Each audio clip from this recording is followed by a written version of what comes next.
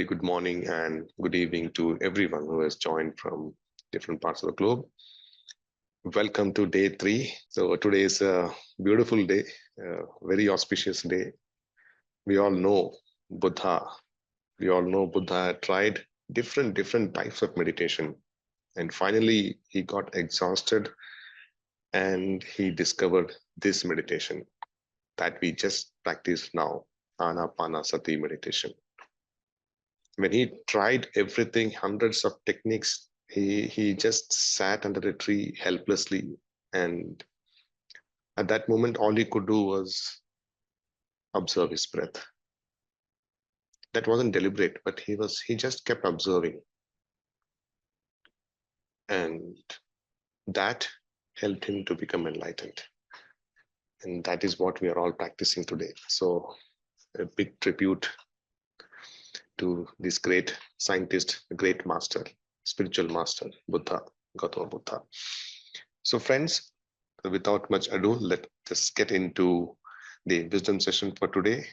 We have Pruthvi Mahalingu, who is also a research scholar, who is also a coach in Silva Mind, and she has coached many individuals and corporates, and she is a master of mind techniques. And after undergoing through a lot of research, she has discovered a lot, and she's into meditation about a few years back. And here she is with us to give her thought about Buddha, this spiritual scientist. Hi, Pruthvi. Very good morning. Good morning, Sunil. So friends, we have all been hearing about Buddha since our childhood. We have seen his image, idol, and we have been hearing about Buddha. And today, there being Buddha Purnima, the full moon, when Buddha got enlightened, the day which it's also the day where he took his first breath and the last breath. Such a beautiful occasion to start and be in his practice. So today I just want to understand, how do we all relate to Buddha? For me, as a researcher, I relate to Buddha as a scientist, as the highest researcher of all times, because he sticked on to curiosity and he looked into things. He didn't believe anything. He wanted to discover things. So I relate to him with this aspect of him, that is being a scientist.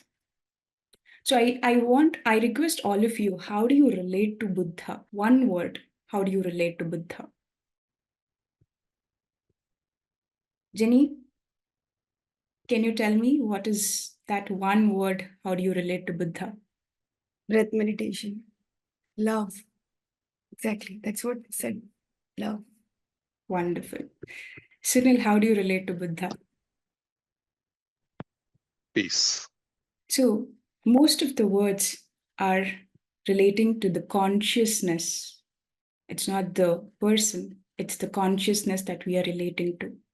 And that consciousness is what we are going to be addressing today. And the person who took us and who has shown us the path to go to that consciousness, we extend our gratitude to him. So before I start, I want to thank from my deep gratitude to 3 people. One is Siddhartha Gautama, Buddha, who simplified this meditation and brought it to everyone. He did not simply sit with his nirvana. He got enlightened, but he made it a point that he spreads it. He gave it to people. So thanks to Buddha. And then to our Maitreya Buddha, Patriji, because he made it a point that everybody gets the meditation. People, with who are finding difficulty in getting their basic needs, for them meditation is a luxury. They think that meditation is something that comes at the end of things, and why do we have to prioritize meditation. But Patriji took meditation to these people and made it a point that he spread it to the mass. So my deep gratitude to Patriji. And the special thanks is to Sampath, because through him, I got to know about these two masters, Patriji and Buddha. Because from my childhood, I wanted to know what Buddha has done. What is his work? What has he done? Why do we remember him after 2,500 years? What is so special about his work? I really was curious to understand it. And Sampath, uh, through his classes, through his teachings, and the way he is living, has become an example to see how Buddha and Patriji lived. So, my deep gratitude to Sam. Thank you. Thank you for introducing and bringing their teachings into our lives. All right, so let's get into the wisdom of Buddha. So once, what happened after Buddha got enlightened? He was just walking and a person saw him. He saw that he had already heard about Buddha, a lot about Buddha's enlightenment and the way he was teaching meditation to all the people. So this person saw Buddha and he got astonished, and immediately he goes to Buddha and says, just by looking at you, I feel so much peace within. I'm going through a lot of difficulties in my life. Can you please give me this light that you are having and help me? Can you please bless me with your divine energy that you are radiating? Please bless me this divine energy. Please give me this light. He pleads Buddha. But Buddha says very peacefully that I cannot give you the light. I know you're going through suffering. I know there is misery, there is difficulty in your life, and suffering is everywhere. Suffering is because of the attachment, and there is a way we can end this suffering. But I cannot give you this light. I can only show you the path. If you walk in that path, you will get that light. I can only help you by showing you that path, but not giving you anything. You have to walk in that path. That is what Buddha says.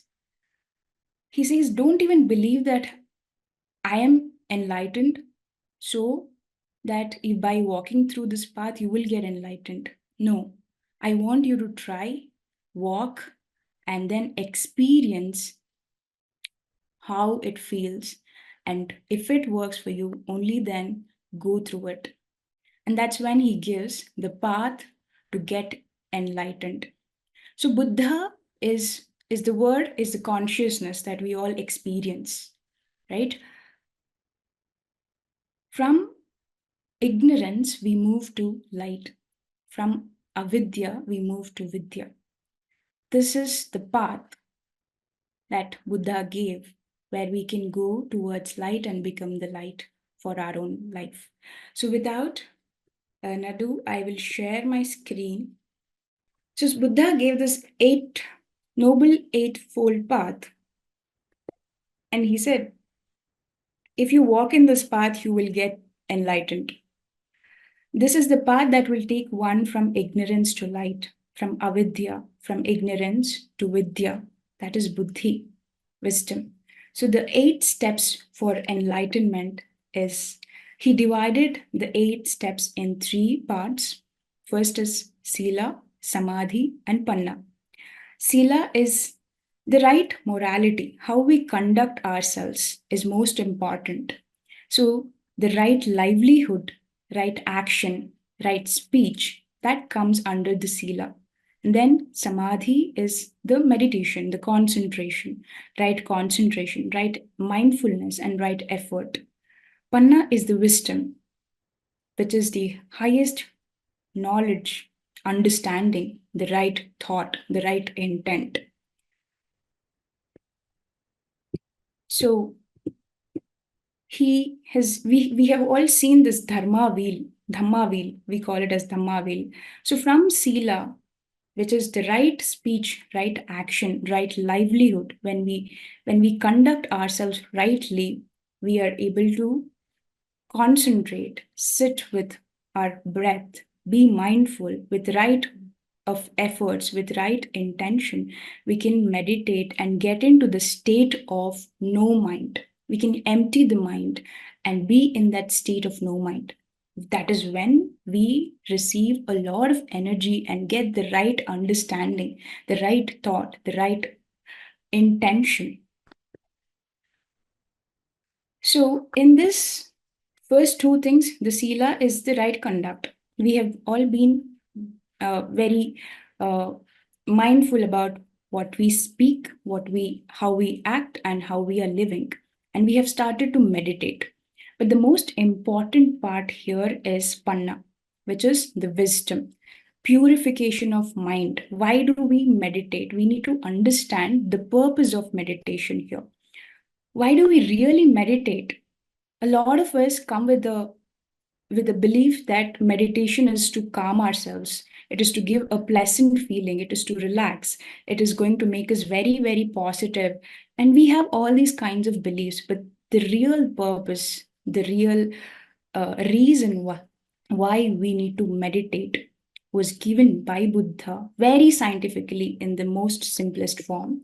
And this wisdom, he says it is in three stages. The wisdom, we get the wisdom in three stages. So the three stages of wisdom is Shrutamaya Prajna, which is Shrutamaya Prajna, Chintanamaya Prajna, and Bhavanamaya Prajna. So first one is Shrutamaya Prajna. Today we have gathered together and we are listening to this discourse. We are listening to this session. We watch a lot of YouTube. We read books. So with that, we are gaining some information. It's not knowledge. It's the information that we are getting. And this information sets us to go in the right direction. It is not our own wisdom. It is somebody else's wisdom.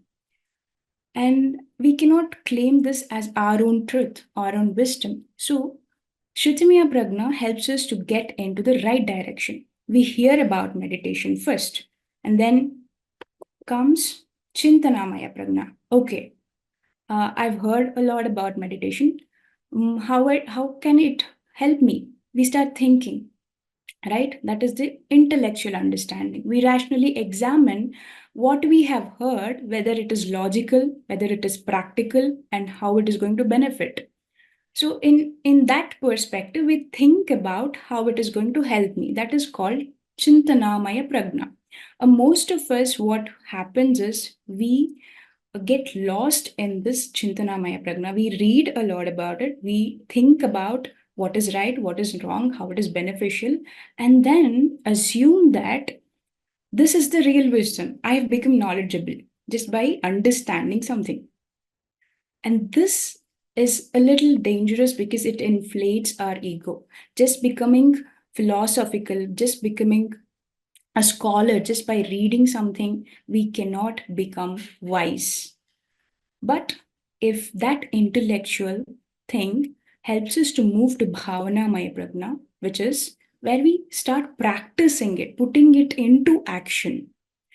Now we have heard about meditation, we thought how it is going to benefit us, and we have started to meditate. We are experiencing it. So, this experience is the real wisdom. This experience is the true knowledge that you gain. So, understanding at the experiential level is the real wisdom that we gain. We all know that the world is changing, everything keeps changing, the entire universe constantly keep changing. We all know this fact, right? But to understand that at the experiential level gives a different kind of wisdom. So, when Buddha sat under the tree watching his breath, he started seeing all these things, how the mind works, how the body works, and his meditation experience, what kind of meditation experiences he was going through. And then he saw that in the mind there were so many thoughts. Some thoughts had pleasant feeling, some thoughts had unpleasant feeling. And with those thoughts, with those feelings, there were some pleasantful sensation on the body, and there were some unpleasant sensations on the body. And he keenly observed that what happens when we have pleasantful feelings. When we have pleasantful feelings, we start reacting with the liking, which develops into craving. Now, if somebody compliments us, we feel so good, right? If someone recognizes us and say something good about us, we feel so good. That's so pleasant to hear. And then we feel like, I want this more. I want this more. We start craving for it. That is called raga. Buddha named it as raga, craving. We want something all the time. And for unpleasantful feelings, thoughts, and sensations, we have dislike. We don't want it. We have aversion, we have hatred towards it. And Buddha called it as dvesha. If someone talks ill about us, if someone scolds us, or someone puts us down in a crowd, we simply cannot take it. We feel so offended, and we just don't want it. We have so much of unpleasantful feelings, and that keeps on troubling us again and again and again. That is how we create the aversion. That is how we create the dvesha. So Buddha keenly observed the pattern of mind, how this mind keeps reacting with liking and disliking, with craving and with aversion. And then he went into deeper states, and then he found that the physical world, the body, everything that is made up of physical matter is composed of subatomic particles, which are ephemeral, arising and passing away, which means it is born and it is dead trillions of times every moment. In just a split second, it is coming and going, coming and going. There is nothing solid. And this is exactly what today the quantum science is proving, that we are made up of 99.999% of space and very 0.0001% of matter. And that matter is also not permanent, it is changing every moment. But the rapidity and the continuity of the process, how it moves, is creating an illusion of permanence. We think that this body is permanent. We think that the house that we are living is permanent. We think that whatever we are possessing is permanent. We think that the relationship that we are in is a permanent thing. But it is not. This is the highest truth which Buddha realized, that nothing which is physical, which is matter, is permanent in this world. So whenever we have this pleasant and unpleasant experiences which are impermanent, we know that it is impermanent, but we have attachment towards it. I want this relationship to go all the time like this, nice and easy and loving and all these things, right? The attachment, he said, this attachment to this pleasantful feeling that you're getting out of the circumstances, out of the people, which is impermanent, is causing suffering. If we get attached to an unpleasant feeling, somebody scolded you, and you're repeatedly thinking the same words are just going in your mind, that is so much of attachment towards you. Somebody scolding me, how can I take it? That attachment is causing the suffering. But this is so impermanent, right? It is constantly changing. So then Buddha went into more realization and wanted to know what exactly causes this attachment. Why do we have this attachment? The attachment is because of the reactions. Momentary reactions immediately. If someone praises immediately, even we are not even aware of it, we are not even thinking about it, we are not even pausing, immediately we feel, wow, this is nice, I feel good, right? We immediately like with a reaction. And why do these reactions occur? Is because of ignorance. None of us know what we are doing, how we are reacting. We have been living in an impulsive nature. People around us, circumstances around us, things around us are controlling our actions. It is triggering some kind of sensation and we are reacting immediately. We really are not aware how we are reacting. A lot of times we shout at people, we get angry, and the next moment or after a hour or after a day, we start regretting about how we reacted, right? We start thinking, oh, why did I react? That moment of reaction, we are unaware. We don't know. We don't know where this reaction is coming from. Not knowing how we react, how we speak, how we act, how we think is the ignorance. That is what every religion, every practices refers to as darkness, avidya, ignorance. So then he said, if this ignorance is eradicated, then the suffering can be eradicated. The ignorance of not knowing how we are reacting, if we can eradicate this suffering, if we can eradicate this ignorance, we can eradicate the suffering. So, what should we do? Then Buddha said that instead of reacting with attachment, with liking and disliking, with craving and aversion, you are learning to observe equanimously, understanding that this will also change. You just observe with neutrality without having a liking towards a pleasant thing or dislike towards unpleasant thing. You're being very neutral.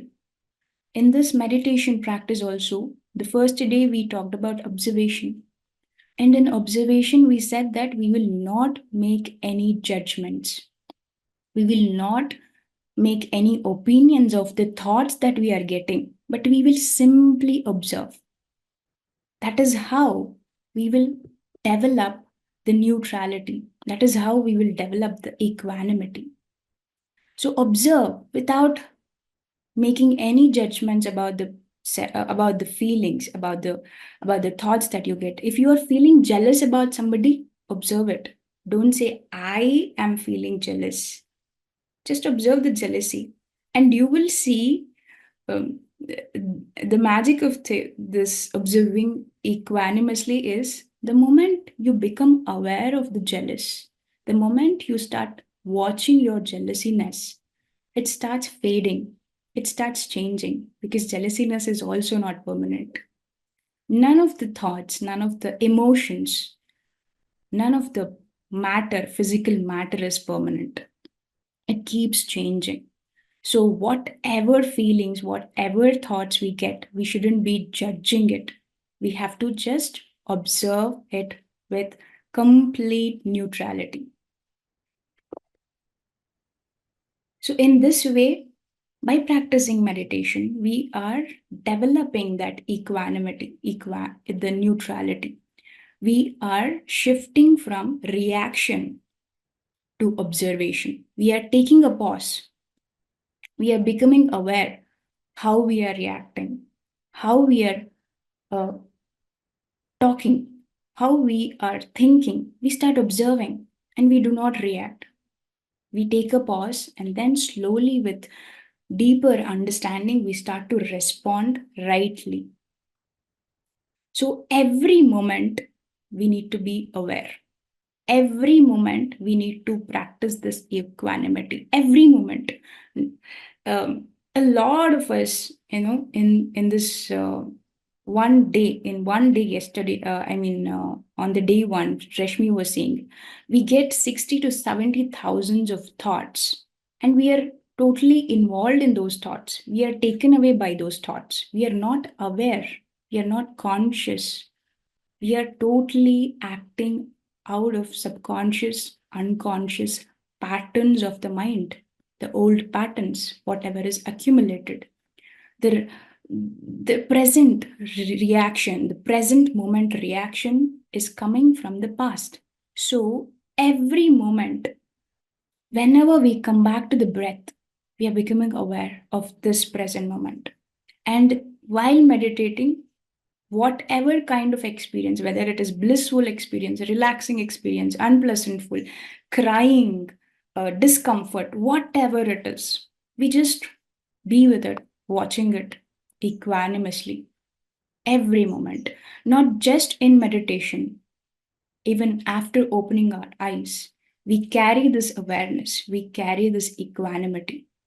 Only by these two practices, awareness and equanimity, by carrying this, we can break the pattern of our reactive mind. Mind has always been reactive. So we have to tame this unruly mind. We have to tame this reactive mind by awareness, by equanimity, knowing that these two will change. Everything is impermanent. As this wisdom arises, naturally the mind becomes balanced, detached, and pure. Whenever we refer to purity, we don't refer to always good, always pleasant. Purity is to have balance. Purity is not to have any attachment towards liking or disliking. So this was the highest truth given by Buddha. So thank you so much, friends. We go with this law of impermanence, the anitya, and learn to be neutral, learn to be equanimous with Buddha's teachings. Thank you so much.